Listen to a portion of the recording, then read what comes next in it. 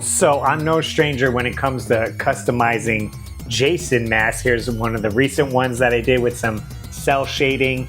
We done this NES one as well. So I went to, of course, Spirit Halloween to check out what cool Halloween decorations that they had. And I was in the section checking out the Jason mask. But I found this one just labeled as Bloody Hockey Mask. And I was like, that kind of looks familiar. It's not Jason's mask, but looks like Rick from Splatterhouse. And it's got the blood splatter right on it here. Pretty good base right here. I think it was like 10 bucks. It's got your basic strap and all that. It looks okay like this, but I think we could do a better job at making this mask look a little more gross, just like in Splatterhouse. So come along with me on this DIY. All right, here's the base of the mask here. First things first, we got to get rid of the elastic band, and luckily it's just held on by some hot glue so that peels away nicely. We're gonna head to the shop and hit this with some sandpaper. You could probably use a Brillo pad, but I just wanna kind of rough up the surface a little bit so the paint can stick to it and maybe get some of the blood splatter down there. And then I'm just using this glass cleaner to clean the mask. I swear by this stuff, it's great cleaning anything, surfaces, projects. I buy it by the case. Good stuff there. So yeah, I was just getting it down, and I just want something clean to start with. So we're just using a nice bright white here, spraying it on very lightly. I don't want to get any runs and drips on it. So we're just doing a light coat for the first one, and I let a little bit of time pass for the second. 10 minutes later. All right, back at it. You can still kind of see some of the blood splatter through the first coat. So I just add some more paint so I can't see that anymore. So we got a nice clean look right here. And you can leave it as is. In some of the games, it kind of looks just like this as a white mask. So that could almost be done if you didn't want the blood splatter. Come on, Russ. Take it one step further. Looks like you got the tools. Let's do this. Here it is all dry. It looks good. It's a good base to start with. I'm gonna throw on some gloves and we're gonna dirty up this mask, add some weathering to it. I got a lot of acrylic paints out that I'm gonna be using to weather the mask. A couple coppers, tans, and browns mixture, as well as gotta have your black. And I got a little paper towel to kind of dry brush this on here. I'm kind of brushing off some of the paint and mixing the colors, and then using that paper towel to kind of smear it in.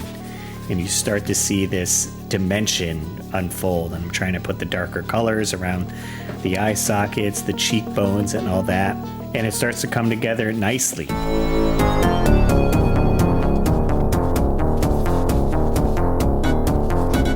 Oh, what's this? An X-Acto knife? Hey, that kind of tickles. Stop it.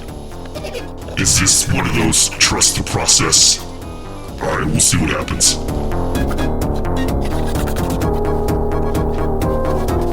Do you guys keep hearing a voice? I don't know, maybe it's just me. Alright, we got a good base right here. I'm gonna make a nice black wash. So just adding a little bit of water. I have some brown and black acrylic paint. So I just want to get into those crevices, all those scratches that I just put on the mask. So I'm applying it and then wiping it off right away. Using a little dry brush to kind of blend it in. And this is where, again, it takes more shape, gets more dimension. Just kind of going back and forth. And if you mess something up, I mean, it's acrylic paint, you could wash it off. And now onto the fun part. We're going to be adding some blood splatter. And I got this glow-in-the-dark paint as well, which would be a nice little like green thing. I tried splatting it with my hands and the brush, but the best trick was toothbrush. It's got nice hard bristles. You get a little bit of paint in there and flick it with your finger. You get a nice spread of the paint on there. So that was working great. So that was the technique we were going with. I hope you didn't use that toothbrush after Russ. Gross. Oh, it's you, the mask, talking to me. No, I didn't use that toothbrush. Geez, I hope you appreciate this paint job I'm giving you. Yeah, well, you better hurry up before your subscribers leave this video. This is a pinnacle technique I'm using here to put the blood splatter from you smashing all the demons and ghouls. Cut me a break. You're right. Don't forget to smash that like button too. Okay, awesome. Let's get back to it. Alright, to add that strap back on, we're just adding a little bit more hot glue, a little binder clip to let it cool. And once that's cooled up, I had one more thing I wanted to add to it, which I did with my Jason mask. I got some pantyhoses here. Whoa, where are you going with this? Don't worry, it's gonna turn out good. And if you stretch it, you're able to see through it. So I'm gonna cut a little piece off here. We're gonna hot glue this on the back of the mask over the eye holes so you can't see in the mask. I think it just adds a better look to it. So I'm just adding a little bit of hot glue and pressing down, and the glue kind of fuses into the pantyhose. And then once I got like 2 sides down, I just pull it really taut on the other side. This way you'll be able to see through it. It's a little bit more transparent. I think it just helps add that more dimension to it and kind of ominous look where you can't see their eyes. All right, let's check out the finished product to see how it turned out.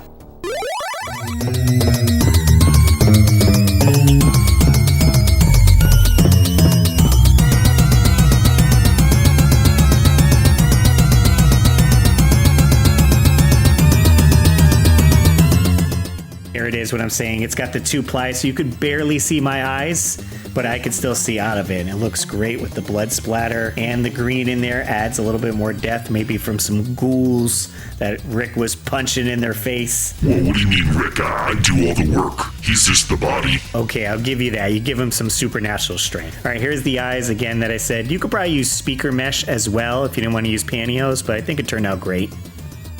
Now here's my Jason. And someone actually, when I was wearing my NES Jason, confused me for Rick from Splatterhouse. So I thought I'd put the mask on with the Jason outfit to see how it looked.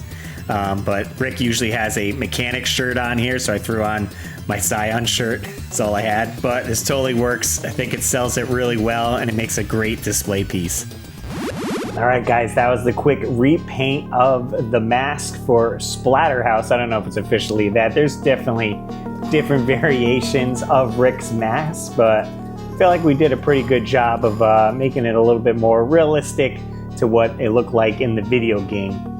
Certainly can go as far as you want to take it. You don't have to do the eye sockets. You could just leave those open, but maybe it inspired you a little bit to get a mask at Spirit Halloween or maybe the dollar store and do a little repaint on it so it looks a little bit better.